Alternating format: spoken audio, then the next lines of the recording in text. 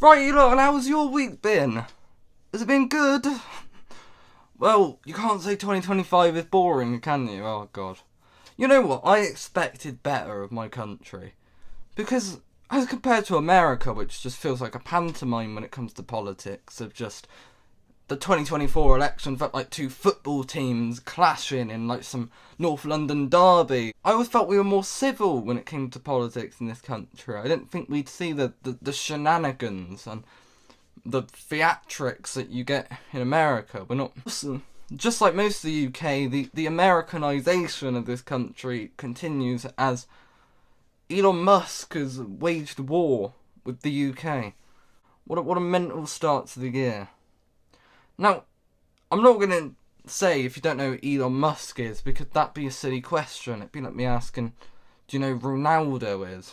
Like, we all know who he is, because you can't escape the man. You can't go 5 seconds without seeing him. He's like Mariah Carey in December. He's this massive figure, and he's a man with a huge support and a massive platform as the richest man in the world, but he has this ability to say these things that will go widespread and will go global within minutes. His tweets are extremely well seen, so anything he says and anything he supports could be very dangerous or very useful, depending on which side you're on.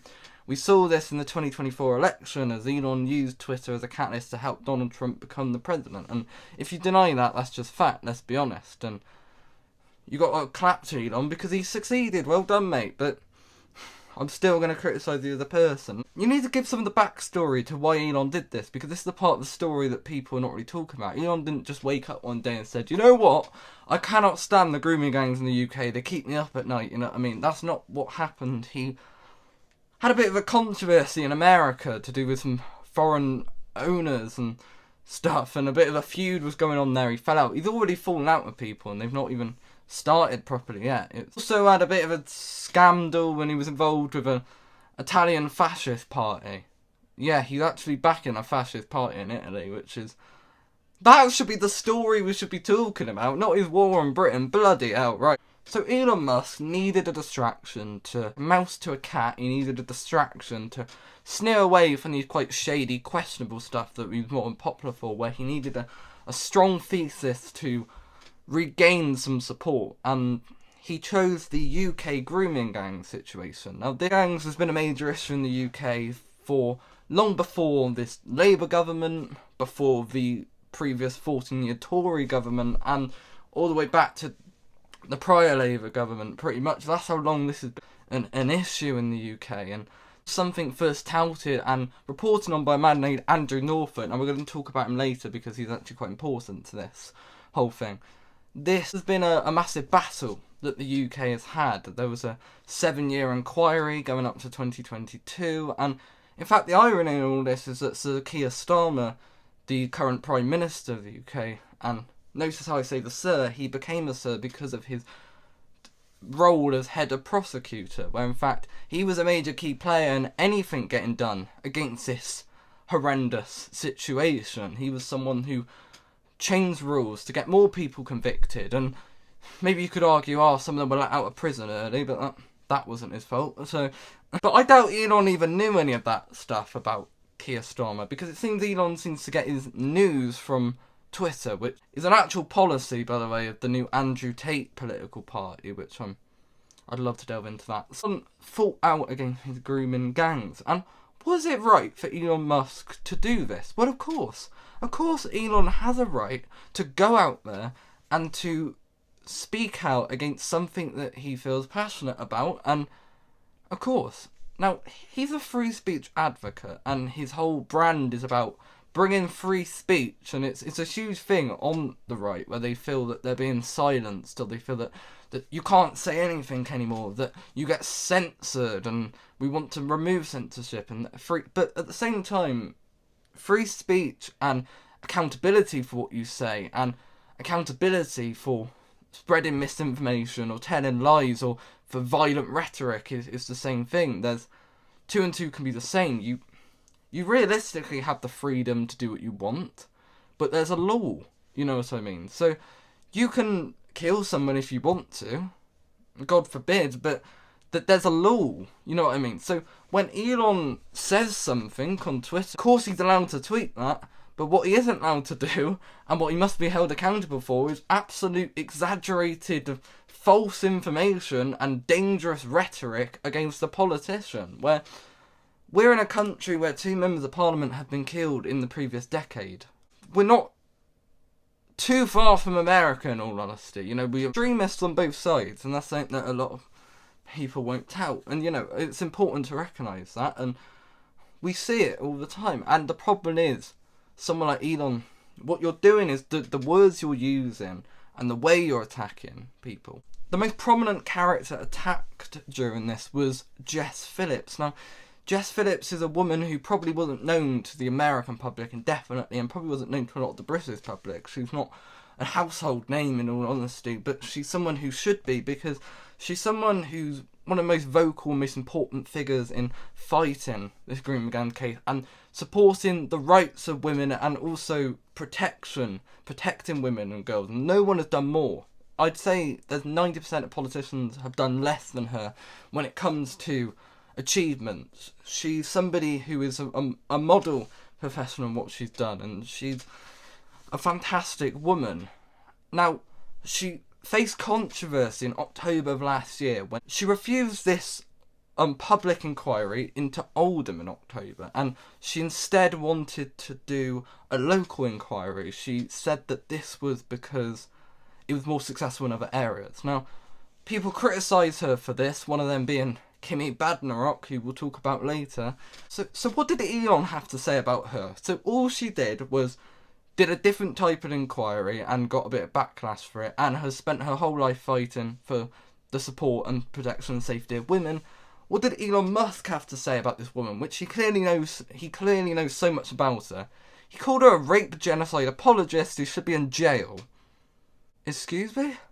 Not only is what Elon said just factually untrue, it's also extremely dangerous, because that kind of language is extremely radical, it's extremist stuff, and it's very dangerous. And in fact, the scary thing is that a lot of people supported Elon on this. In fact, senior and ex-Tory members supported Elon Musk, including Liz Truss, who even went a step further than Elon Musk to imply that Jess Phillips is on a different side to the British public, and implied that she is on the side of the grooming gangs, which is an absurd claim to throw at a woman. And in fact, Jess Phillips' career and reputation has been destroyed, because Elon, his voice is larger than all others, because of his status and because of his popularity. So what he has done is extremely dangerous, and he needs to be held accountable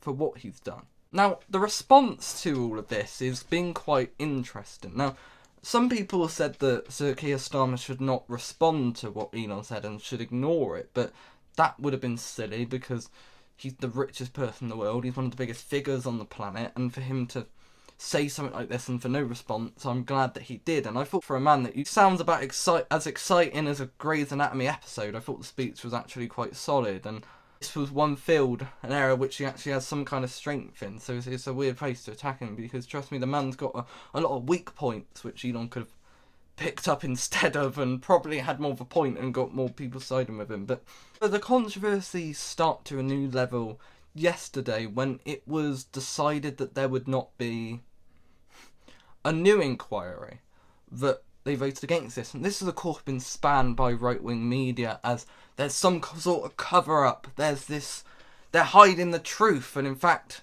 Andrew Norfolk, who we spoke about at the start, the man who first started this story, has in fact come out and called bullshit on basically all of that, and said that no, Starmer's one of the reasons that we've actually made any progress on this. There's no cover-up going on. And the reality is there was a 7-year inquiry up until 2022 going on.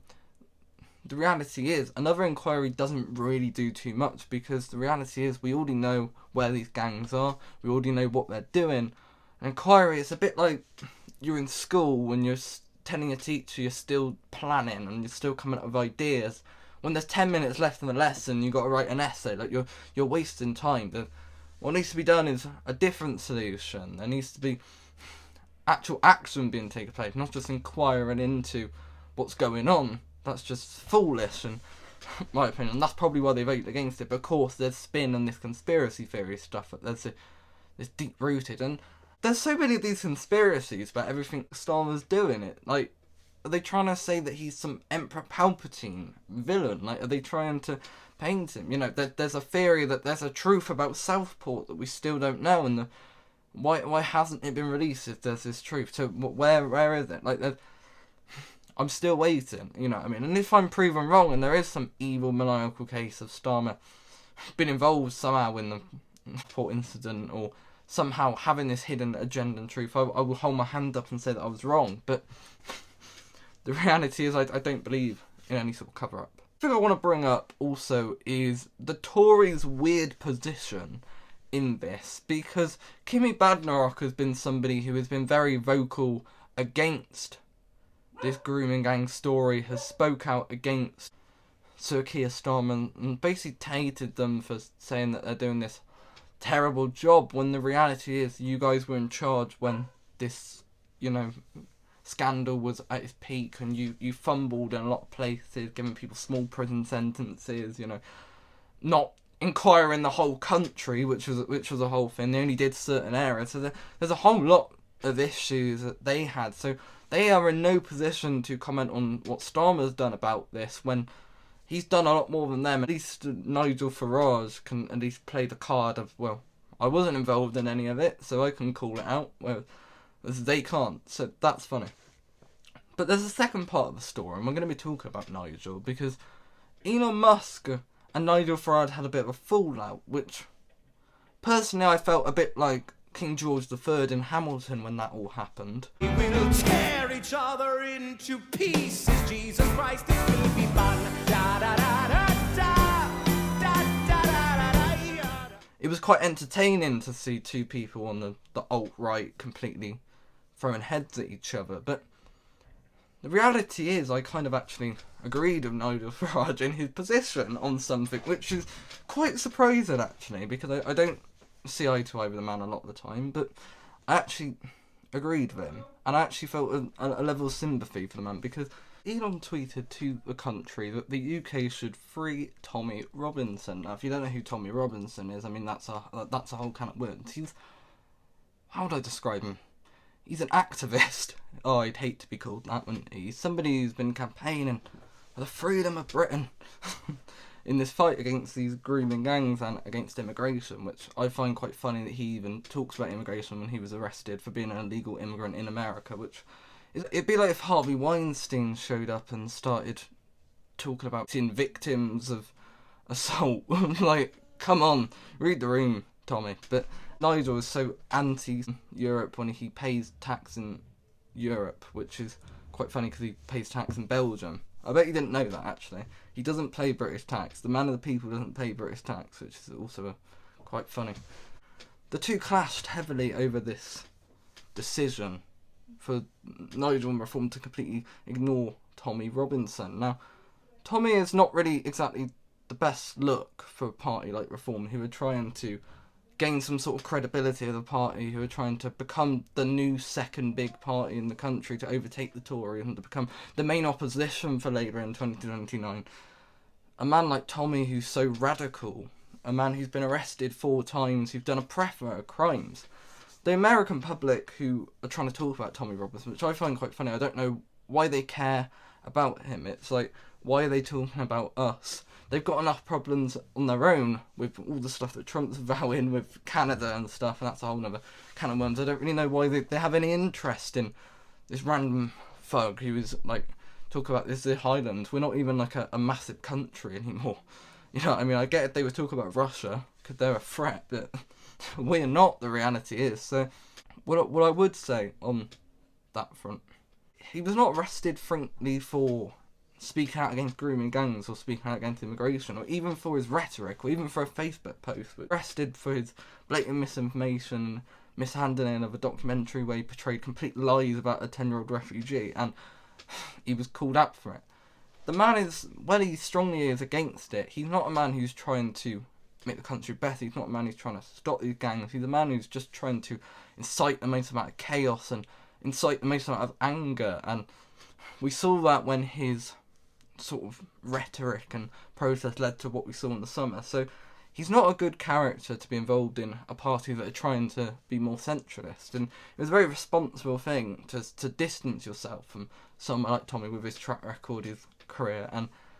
But the problem is, a lot of people on the far right in the country, many members on the far right, are very much in support of Tommy. And although it's a vocal minority of the country and not a huge poll of the voter base, there's a lot of people who are actually quite upset at Farage. And it seems that Rupert Rowe seems to be the most popular candidate at reform, which technically could be a good thing, because before it was kind of like a one-man show. It was kind of a bit of a joke, and it seems, well, at least they've got multiple people now that they like. The reality is, you've got to feel a bit of sympathy for a man, you know. It's the biggest betrayal since, like, Darth Vader turned his back on the Jedi, you know what I mean? He binned him off quicker than Liz Truss could do another U-turn. God. She's just embarrassing. The more that time goes on, it really seems she's even worse for a Prime Minister somehow than she's office. She's recently sent a cease and desist, I read today, about how apparently that they're not allowed to mention that she crashed the economy because she thinks it's untrue, when it's an undisputable fact that she did. So anyway, that's a whole other can of worms. So that was my standpoint and my opinion on what's gone on. And I hope for a more quiet month, but you know what? I don't hate it, because January is traditionally a very boring month, and I could not use boring as a word to describe the first 9 days of 2025. So yeah, but please give your opinions. I'm sure there will be many people who will disagree with the standpoint, and many people that will agree, and that's the way the world works. I'd love to hear your thoughts and everything. You can say whatever you want, so I will see you lot soon. Goodbye.